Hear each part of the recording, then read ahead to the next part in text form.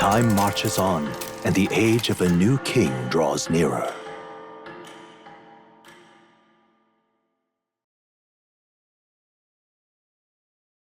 The gauntlet runner quietly comes to a stop before the giant sandworm's nest. It is the day that the sleep-inducing sand flash dances in the sky. Their target is Heismay Noctul, a villain still unseen, who has caused the woes of Martira. Will they successfully claim his bounty to great fortune? We are at the entrance of the Sandworm's den. I wonder if it worked, as we have casual talks about all things sandworm. Suddenly, the ground rumbles, as a giant human in the form of a sandworm appears. I mean, it's technically not a sandworm, or is it? Could that bastard have given us a bad tip to get us killed? Regardless, we have to take this thing down, on which is when I learned the hard way this fight was never meant to be won. Oh. Tougher than I thought.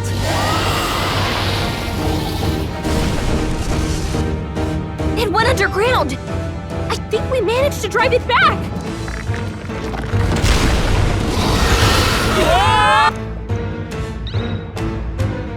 We soon awoke in its stomach. The place so otherworldly, so gross.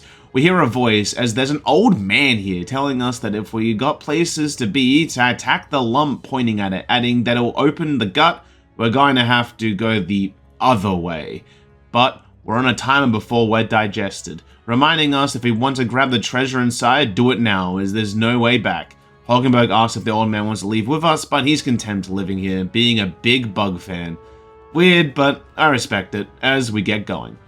I'm going to be 100% honest, I did not enjoy this section of the game. The timer was fine, but I mainly run physical, while everything here has some level of negation of it. So I had to change up my builds, and most importantly, if I messed up even once, back to the start. It took me honestly an hour of retries due to me messing one encounter up, but finally, we made it to the boss, which wasn't too much of a fight, as I take it down with light.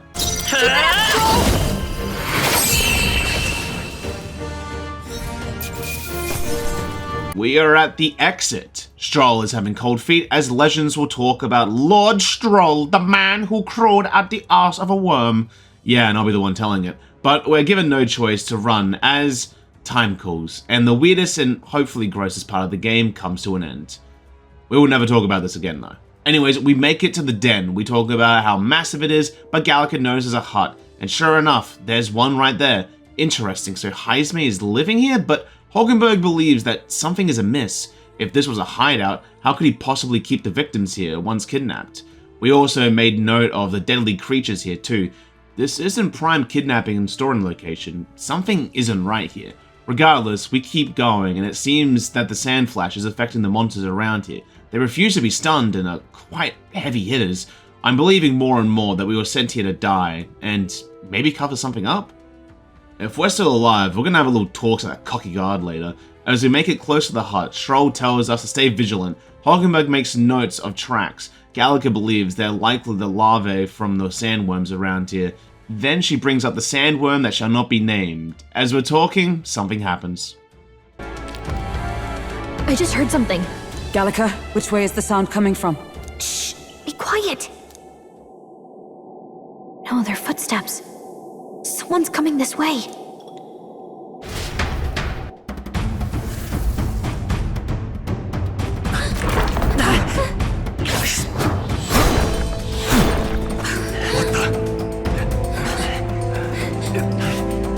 Keep your guard up.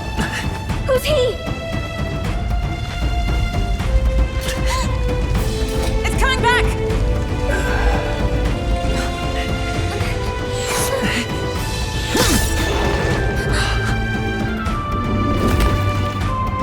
How do you know where it's hiding? I think it's gone somewhere. Are you the man we seek? Name yourselves! You mean this is Heismay? I didn't expect a chief. He's a chief. Never seen one in the flesh. We're but another lesser tribe the city dwellers don't care for. We're face to face with Heismay. I wasn't expecting a Ujif. Hulkenberg says that we owe him a favor. He's surprised to hear we know his name, asking if we're knights or bounty hunters. Stroll replies both, asking where the people he kidnapped are. He's confused, but then supposes there's no point in talking to someone who wants his head. He gets into a fighting stance as Hulkenberg takes note of the blade, calling him a shadow guard. I've never heard of him. Stroll wants to ask, but it's too late. It's time to fight. Here I come!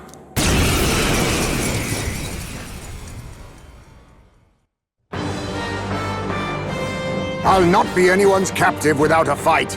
I'll have to provide some less delicate discouragement. No hard feelings. 'Tis best you. Huh? There's more Heismays? To push me this far. I did not give you enough credit. But I get...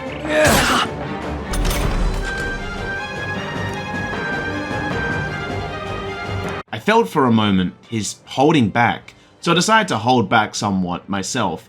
That, and I think DSP possessed me as I didn't look at his shadow, so I was blindly attacking something I realized, and probably not what the devs intended. He'll kill everyone, but he'll leave me alive, which I used to somewhat cheese the fight. I'm going to do it again, so please have mercy on me for being so cowardly. I'll cut through! Most impressive. You've some grand cause to fight for, I'm sure. But I've no intention of being so easy. Heismay, seeing how the fight is turning, used some form of smoke and vanished. Hulkenberg thinks it's bad enough he's skilled, but we also have the environmental disadvantage here. Gallagher feels unsure. He did save us. Hulkenberg seems to agree, calling it strange for a supposed amoral scoundrel.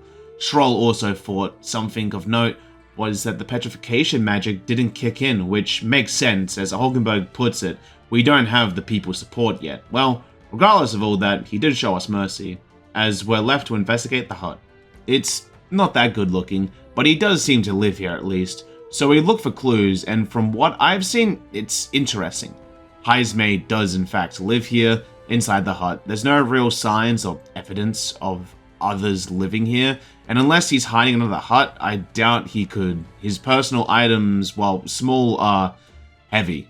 There's a letter written by a child, perhaps his child, which makes things sadder when we look inside the urn and find child bones. If he was a father, his child... I don't want to think of that. The final item is the emblem to signify him being a part of the Shadow Guard. It seems he kept it close, even if he no longer works as one. We're left with more questions than answers, as we huddle back to discuss our findings. Stroll believes Heismay had his own share of woes, but there's nothing to absolve him from the kidnapping charges.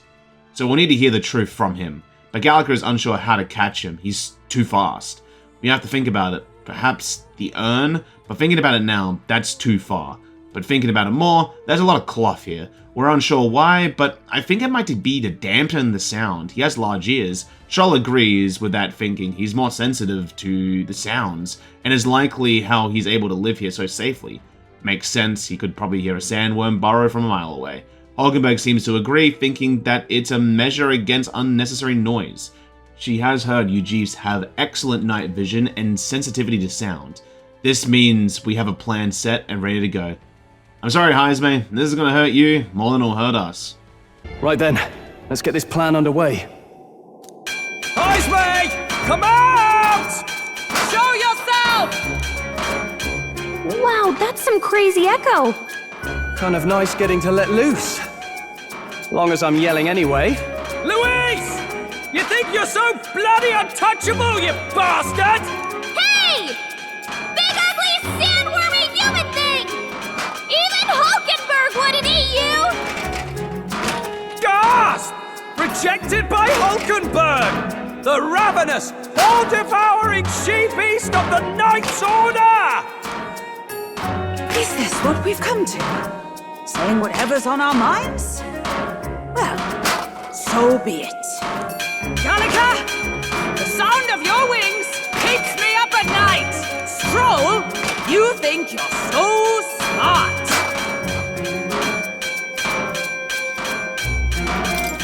Stroll, be more careful! That's right!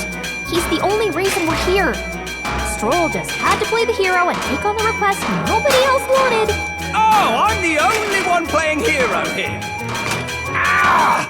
Enough! Stop this infernal din!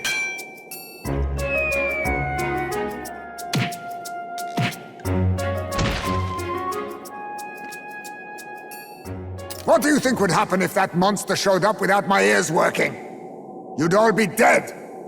Is this blasted bounty that important to you? Here's our guest of honor at last. It was never about the money. Children are missing. We can't just ignore a kidnapper. Kidnapper? I see now. As you were saying before, they've named me a kidnapper. A monster preying on children. If the charges are false, I would hear it. In truth, even I've come to doubt the allegations. And why is that, Lady Knight? You've lost a child yourself, haven't you? I cannot imagine a parent who has endured such pain would kidnap children, much less sell them off. Hold on. I can't trust a man who does nothing but flee. The people responsible for my home burning. Zorba, who forced the dead to fight on his behalf. Anyone who can't face... True enough. If we lived in a world where words alone proved us just, I'd not be living in this infernal cave. I'm sorry, but I won't go to the gallows before I've even honored my son's death. If you'll not leave me be, then we decide this another way. So you're finally ready to fight us properly. Draw steel. If I'm to take your life, I'll not do it from the shadows. But if you refuse to retreat, then ready your blades. We have our reasons for not backing down. Hope you don't think hiding's enough to make us give up and... Here I come. 'Tis best you.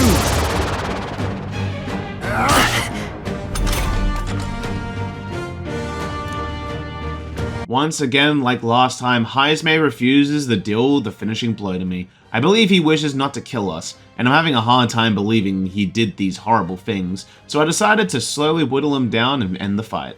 All these copies! I bet there's some way to tell them apart! Then my fight ends here. What are those